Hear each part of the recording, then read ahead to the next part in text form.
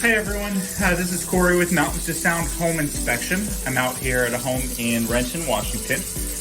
Just wanted to show you another thing that we check for when we're doing a home inspection. So we want to check the temperature of the water to make sure it's not too hot there. So I'm going to take my laser here, and it looks like it's about 126.1. I generally take a second reading here, 128.1. So anything over 120 degrees Fahrenheit is a scalding risk, and we just recommend to have that turned down a little bit at the water heater just to prevent any burn risks there, especially with young children.